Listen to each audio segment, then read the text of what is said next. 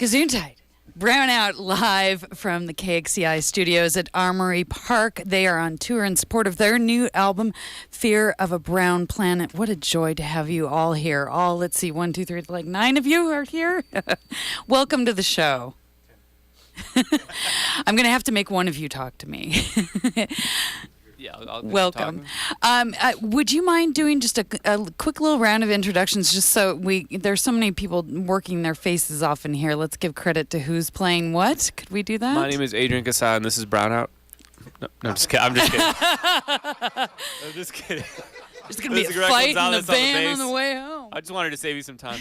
That's John Speece on drums. That's Sweet Lou on the congas. Matthew Holmes.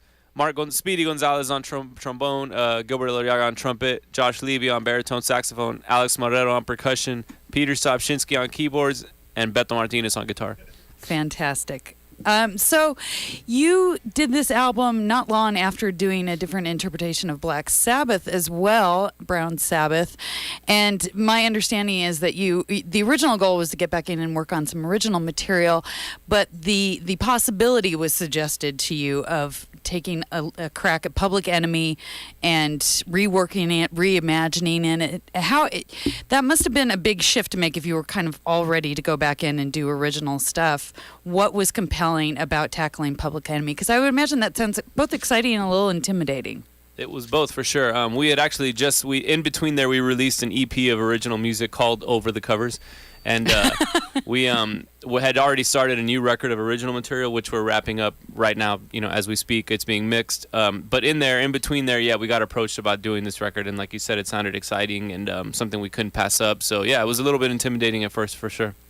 So what was like in terms of like going in and tucking into each song and figuring out what you were going to do with it? That just seems like you could go in so many different directions, because you guys aren't doing, faithful renditions. You're doing it, frankly, in the right way, as far as I'm concerned, making it your own and reimagining it. Was it a very collective process? Was someone in charge of maybe breaking down arrangements? How did that work in terms of tackling? Yeah, we had to approach it.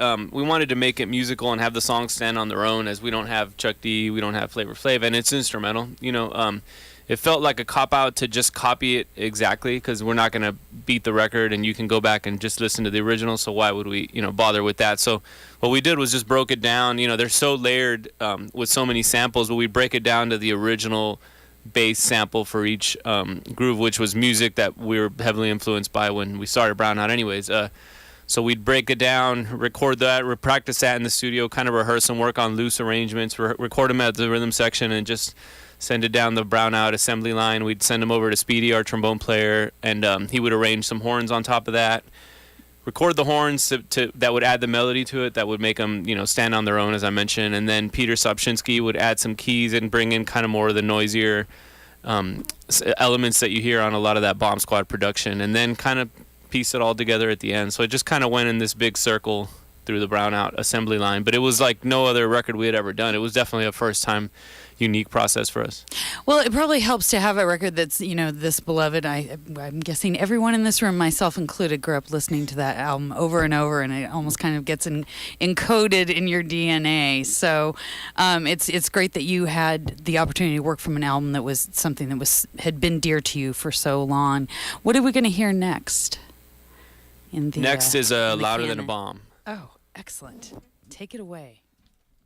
This is Brownout.